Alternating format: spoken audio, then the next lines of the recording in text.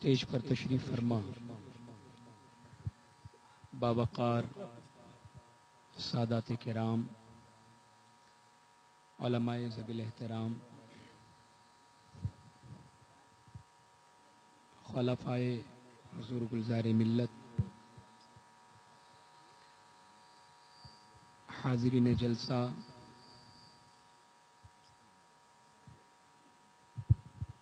السلام علیکم ورحمۃ اللہ تعالی وبرکاتہ۔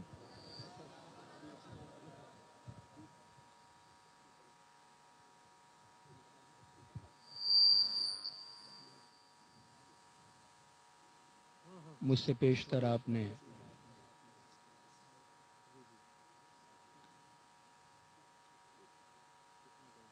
مفکر قوم ملت حضرت علامہ سیدی الشاہ سید شبات حسین صاحب قبلہ کی تقریر آپ نے سماعت کی۔ حضرت علامہ الطاف سبحانی صاحب قبلہ کی نظامت میں یہ جلسہ اپنی منزل کی طرف رواں دواں ہے۔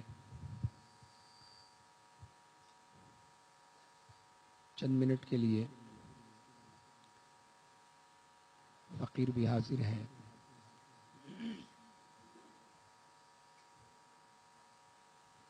جیسا کہ ابھی آپ نے سماعت کیا حضرت علامہ الطاف سبحانی صاحب قبلہ سے، بات بالکل درست ہے۔ واقعی فیصلہ میں نے لے لیا تھا،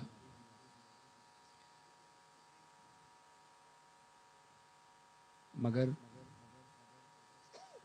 سیدی سرکار گلزار ملت قبلہ مقدس اللہ نورانی نے مجھے حکم فرمایا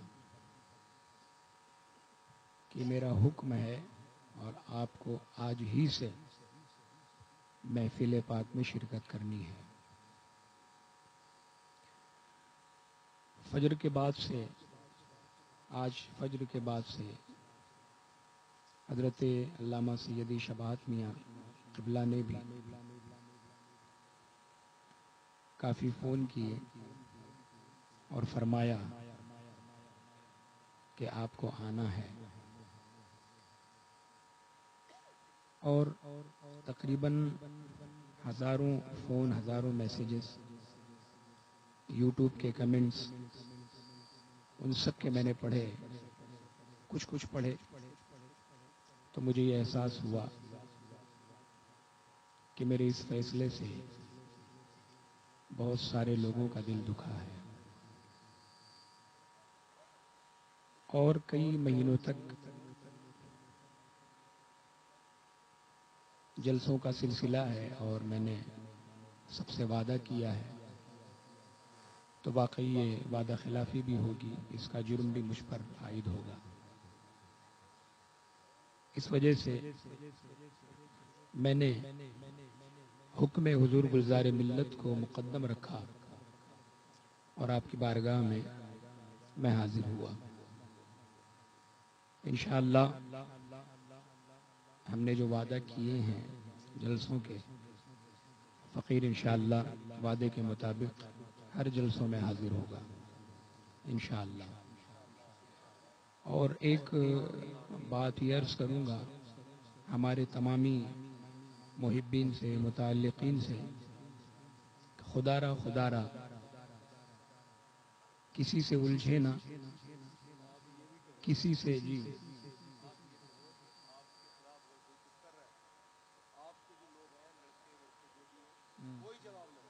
میں بس وہی کہنے ہی جا رہا تھا جی، بے شک مخالف کی بات کو ذہن تکاری کیا جاتا ہے، جو لڑکے ہیں وہ جو آپ کے ساتھ میچ کرتے ہیں ان سے بھی کہتے ہیں جی بے شک۔ میرا جملہ یہی تھا، گزارش یہی تھی، جیسا کہ حضرت فرما رہے ہیں، میں بھی یہی کہنے جا رہا تھا کہ جو بھی میرے متعلقین ہیں، چاہنے والے ہیں، ان سے گزارش ہے کہ وہ بالکل خاموش رہیں، کسی سے کچھ کہنے کی ضرورت نہیں ہے۔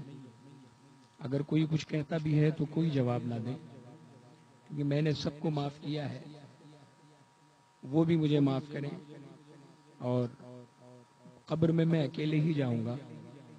تو مجھے اپنا حساب خود دینا ہے، میرے اعمال کی فکر لوگوں کو کرنے کی ضرورت نہیں